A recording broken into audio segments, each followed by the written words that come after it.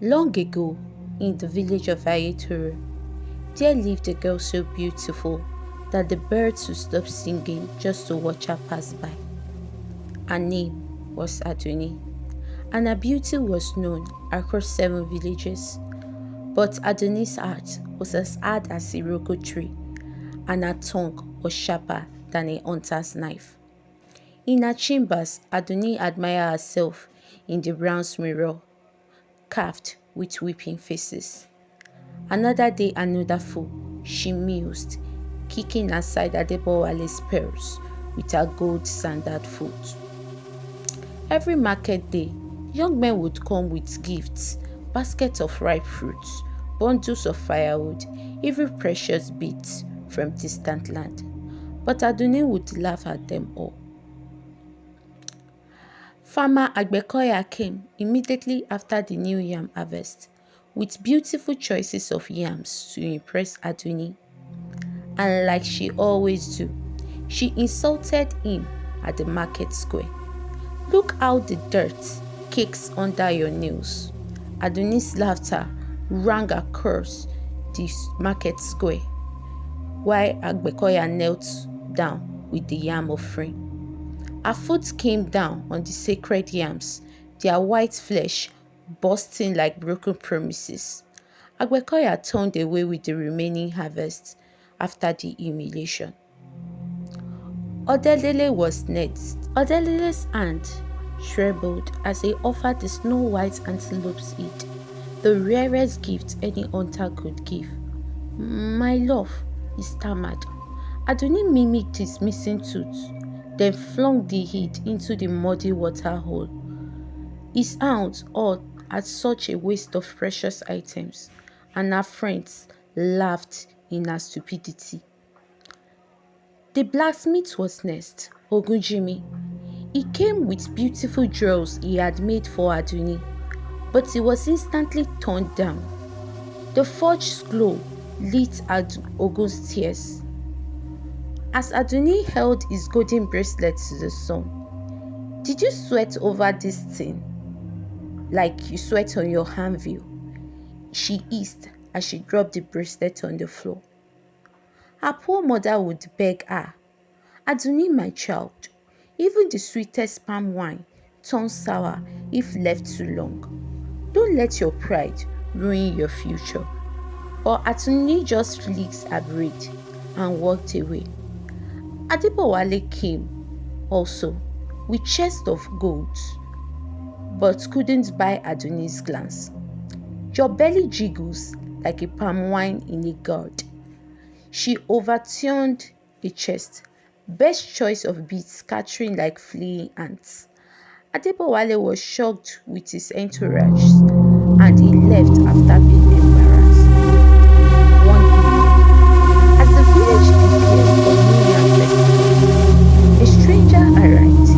His name was Olumide, and he moved like a panther, graceful and strong. His clothes shimmered with cowrie shells, and when he spoke, his words flowed like honey. All the maidens giggled and blushed when he passed at the market. But Adunni decided immediately, "This man will be my husband." She spent 3 days preparing. She bathed in water mixed with rare perfumes. She rubbed her skin with shea butter until it shone. She wore all the golden bangles at once. When she finally approached him, the village drummer started playing the more. Adunni swayed her hips and danced. After the dance, the drums stopped, and Adunni approached Olumide with a satisfactory smile, feeling confident in her charm and beauty. "Olumide," Adunni said in her sweetest voice, "I have refused every man in this village because none were worthy. But you are different.